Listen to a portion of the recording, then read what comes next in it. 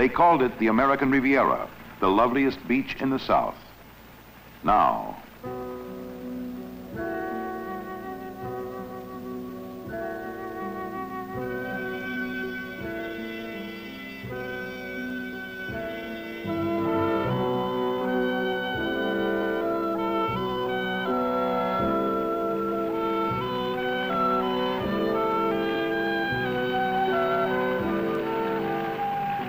hurricane winds seldom top 120 miles an hour. Camille's have reached 200 tornado intensity, but cutting a wider swath than any tornado that ever lived. From Biloxi to Bay St. Louis, everything's in shambles.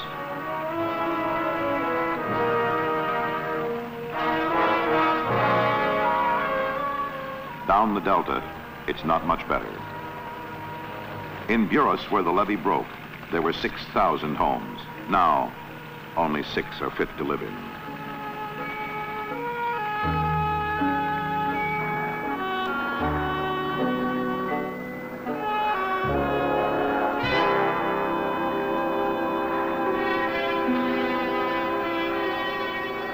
Everything's flooded out. Even the graveyards are 6 feet under.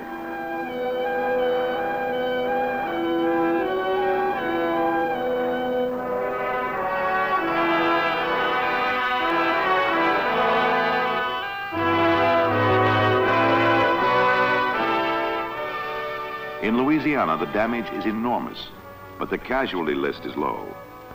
Mississippi's losing on every count. Survivors are stumbling out of the shelters, still dazed by what they've been through, and at seeing how little is left. It's bound to be in here somewhere because all these are the houses that came from in this vicinity. They're all right in here in this neighborhood, but mine was right on the corner, not on even it. Yonder!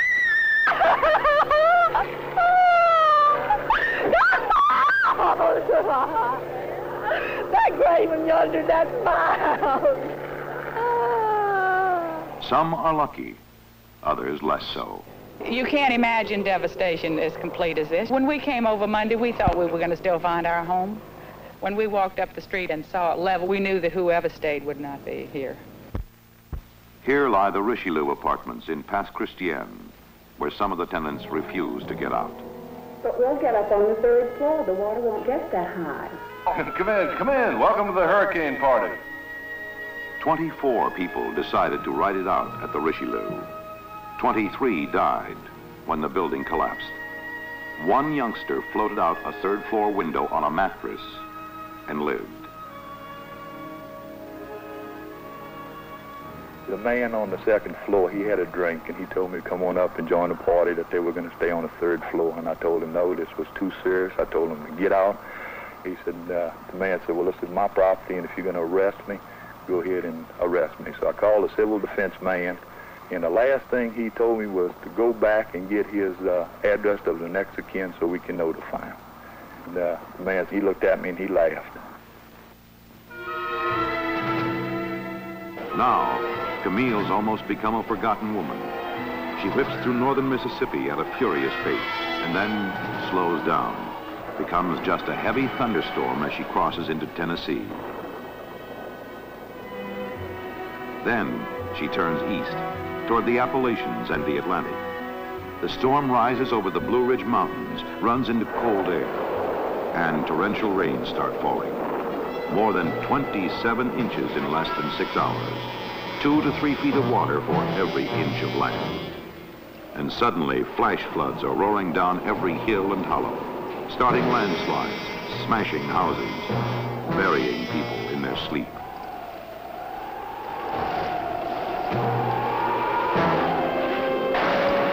In the morning, every river in central and western Virginia is in full flood. The Ty, the Buffalo, Rockfish, Greenbrier, the Big and Little Kanawhas.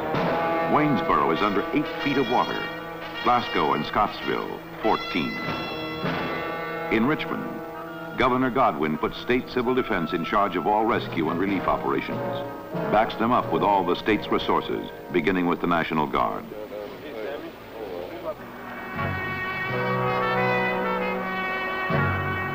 The mountains tell the story. Every ravine scarred by landslide, every valley a mass of mud.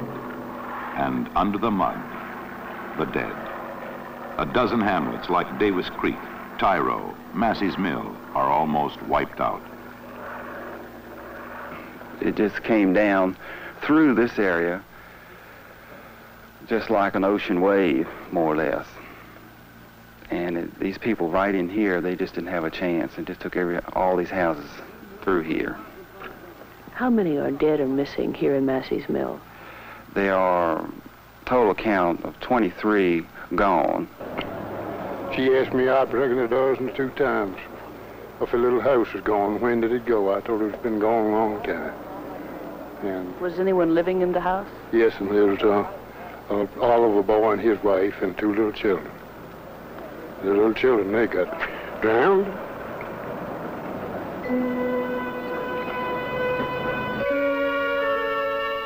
Bridges are out, highways buried. In many places, there's no way in except by helicopter.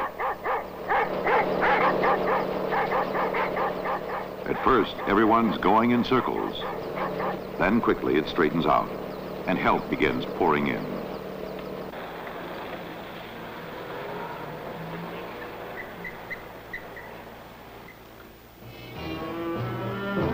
All the smaller streams keep pouring water into the great historic river of Virginia, the James.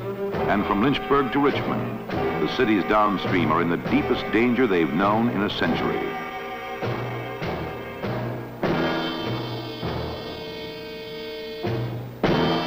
Sandbagging works. Some water backs up into Richmond through the sewer system, floods the low-lying areas, but the levees hold. One night of rain in the mountains has cost 106 lives. More than 75 are still missing. Almost as many lost as in Mississippi. But through quick work by disaster units, only 2 more people have died in the enormous floods that followed. In Mississippi, Gulfport clearly accepted the brunt of this storm. This downtown area, as you can well see, looks like a nuclear holocaust was here. There's nobody here yet because the National Guard and the state police are not yet letting anybody in. How many bodies have you found so far? This makes 19 for us.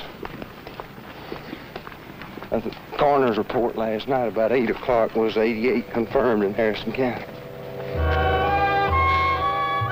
Navy Seabees and civil defense rescue teams are combing the backwoods for more. Keesler Command Post, we've been getting rumors that there's bodies hanging in the trees at Catalan. Could you send a chopper to check it out?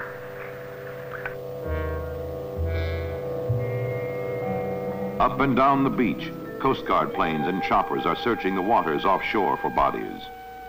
No one knows how many have died. There's no water except from broken mains, with the inevitable threat of typhoid. We need water, and I don't care what you put it in. Milk bottles, wine bottles, beer cans, anything. No power, no food, no nothing. Suddenly, 1,000 problems are overwhelming the few who have to meet them. Ask him to please contact the Biloxi police, see if they can get a hold of him. Our radio's out. We cannot notify the law authorities here. Governor's Mansion, Harrison Civil Defense. Did Henry Carroll tell you about this man in Connecticut who's sending some water purifiers down? All righty, I got a message for Colonel Dent, State Civil Defense Director. Wade, do you have a 30K 3-phase generator uncommitted? Careful, Skipper. We're uncrating one now. Hey, look, I can't find your truck here, buddy. Oh, I don't need it. I don't need it. Got one. Oh, you lucky dog. Okay, if you can use them, we can get 2 units coming in from Pennsylvania with heavy-duty rescue trucks, generator, high-intensity lights, 25 to 30-man crew. Yes, we need rescue units, but trained, self-contained rescue units. We can't feed them, we can't sleep them, and tell them to bring their own water. 10 for them. Help's a-comin'.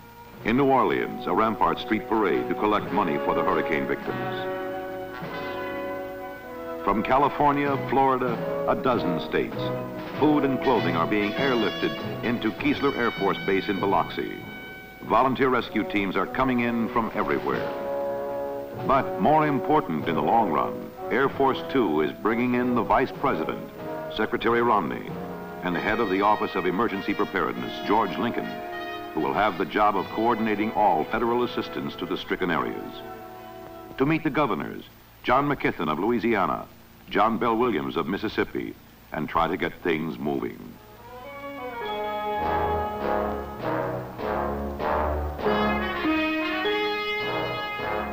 House trailers for the homeless, food for the hungry, medical supplies, emergency generators from Civil Defense, 1,000 other things. From Washington, John E. Davis, National Director of Civil Defense, comes in to confer with Governor Williams and local CD officials.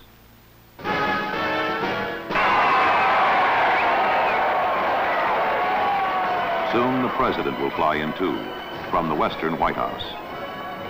Mississippi, Louisiana, Virginia, and part of West Virginia have all been declared major disaster areas and will get all the help the government can give them.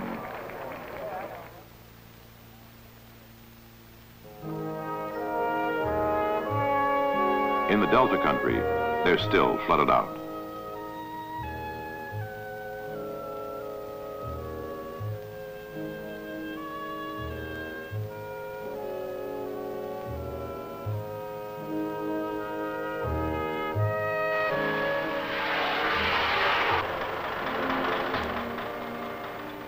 In Virginia, cleanup's already begun.